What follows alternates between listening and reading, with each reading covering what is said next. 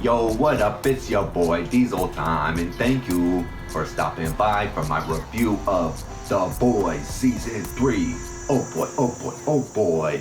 So many boys. We're talking about The Boys, the television show, just to be clear. There's a lot of characters in this show. I wrote down notes for all of them, and then I looked at them and realized this review was going to be 9 hours long, and nobody wants that, so I threw them away. And I'm just going to talk about some of the themes instead, starting with the very DNA of The Boys. The series, more specifically, not talking about the comic, we're talking about the show. What I like most about The Boys is that it reminds me of The Watchmen, in that it brings superheroes down to our level being people without superpowers. I'm assuming you don't have laser vision. Anyways, The Watchmen is set in this 1984 Cold War with the Russia. You know, who's gonna win, communism or capitalism? It's this fight for world domination. Who's gonna be the world superpower? And in 2020, like as a general era, obviously it's 2022, but the 2020 era, it's more about what's going on in the country itself. It's a Cold War between the right and the left for cultural dominance and political power. And then those in the middle who are kind of like, what the heck is going on? We're in Crazyville. Whether it's Trump or Biden, it seems like the emperor has no clothes and it's driving a lot of people cuckoo for Cocoa Puffs. And so The Boys is asking the same question of what if superheroes were real, but they're asking it with a modern sensibility in a world where The Watchmen has already been done. You can't just take a Watchmen wheel and put a Justice League sticker on it and say, look, I reinvented it. No. You have to inject some rock and roll, some blood and gore and guts, some humor, some modern takes on the political and culture climate, what is going on today. And I love the way they just rake everyone over the coals. There's like one, really likable character, that's Starlight, and everyone else is just a monster, including like the heroes themselves. They take a character like, let's start with Homelander. What if Superman really was this god amongst men and viewed us as ants that were to be stepped on or burnt with a magnifying glass, but not to be revered the same way Clark Kent sees himself as an earthling, just like one of us? No, what if he just saw himself as someone who should be feared, thanked for every breath that we are allowed to take? Thank you, merciful Homelander, for not ending my life today. Thank you for the next day and tomorrow. Thank you, Homelander. That's how he sees people. And a guy like Butcher, who is just enraged. His whole life is driven by viewing the world as it's not okay that there's a guy like Homelander out there who can implement his will without consequence, who can be evil and no one stands up to him. And so in seasons 1 and 2, Butcher has no powers, but he still has the bravery or the courage to stand up to someone with infinite more power than he has. But in season 3, he compromises himself by taking Compound V, giving him superpowers, thus becoming the very thing that he hates, just so that he can fight fire with fire.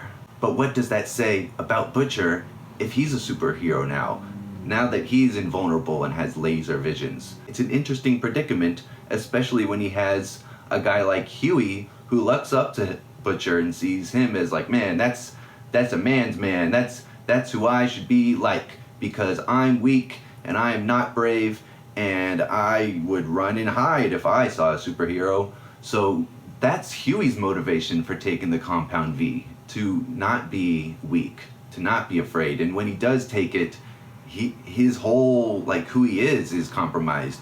His empathy is thrown out the window. He's killing people left and right. He's using his powers in a very entitled way, especially like with Starlight, who's a real superhero, and he takes her out of the situation, and his power literally like declothes her. And they have this scene where they're very naked with their emotions, and quite literally on camera, they have no clothes on. But just the way Huey acts once he has the powers is basically the same way the members of the Seven acts. You know, he's a real ass with the compound V. And it isn't until the end of the season, and I like that their relationship is kind of not really on the rocks, but it's being very heavily tested, let's say that, especially towards the end when he's abusing his powers. And then he kind of realizes after, you know, she gives a talking to him, like, man, I super messed up and I gotta make things right. And so he quite literally turns up her powers. You know, he turns on the lights and she's able to absorb the light and like go super mega power mode. And so that moment not only looks pretty on camera, but there's emotional weight to what goes into that moment where he chooses to be a supporting boyfriend and quite literally empower her to save the day. And I want to talk about some of the redemption arcs, starting with the Deep and A-Train. A-Train specifically tries to become this B-rate T'Challa, but there's nothing behind it except for a brightly colored outfit. They even have like the Kylie Jenner moment with the Pepsi. It's such trash. And the two of them are so spineless. They're such scum people that their attempts to have their big comeback are just weighed down by their own shittiness. The Deep is convinced, oh yeah, I'm the one that people want to see. That he doesn't even realize that it's his wife who basically engineered and manipulated him into this big comeback. And he's willing to eat his own friend Timothy. You know, he's willing to do anything that Homelander says just to get back into the Seven. Even A-Train, you know, he wants to be a good person. That's what he says, you know, he wants to be idolized by the black community. He wants to do something good for a change. And when he has the chance, he chooses, no, I'm gonna run and snitch on these other superheroes and tell Homelander that they're doing stuff behind his back. When A-Train uses his powers for the first time and then his heart goes out and then he gets the heart of this racist put into him, it's kind of like, yeah, man, like, you get what you deserve for being such a dirtbag. And for the Deep to just be constantly humiliated, like, yeah, man, you get what you deserve. Versus a character like Maeve, who kind of already, you know, she hit rock bottom a long time ago, and she dedicated this entire season to training and to being focused on that one moment when it will really count. So when she faces someone like Homelander, who's so powerful, he's never faced a moment of adversity in combat, but she is focused and she is prepared and she uses her technique and her speed and her training to not get the better of him, but she's able to stand up and give Homelander a tougher fight than he was ever going to expect. And that catches him off guard, and it really makes Maeve shine in that moment. And call me a Wonder Woman fan, but Maeve is just my favorite character in that show, so I'm glad that she had her big moment, especially stopping Soldier Boy, who, like, let's be honest, if we were gonna have like a 1940s Captain America, he'd probably be a huge bigot, you know, like a misogynist, homophobic, racist. That was just the 40s. So yeah, I'm not gonna go too deep into that one, but nice touch with Soldier Boy injection into the show. I'm curious to see if they do more with his character.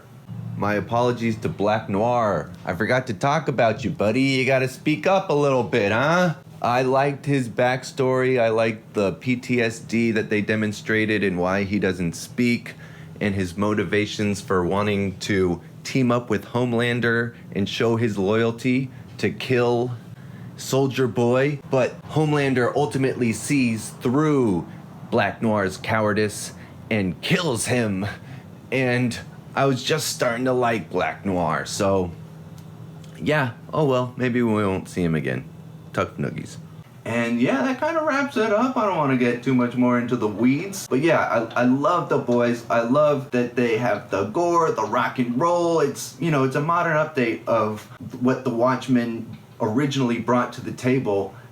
And they're killing it, you know, out of all the new stuff like Umbrella Academy, what's the DC one with the robot face? I can't even remember that one. I didn't care for it. Even the Watchmen adaptation on HBO, it just didn't do it for me. The Boys is definitely knocking it out of the park, and that was my review. Thanks for coming. Comment down below. Did you like it? Did you love it? Did you think it was, it's all good? Let me know. Have a good day. I've been your boy Diesel Time. Like and subscribe, all that. Peace.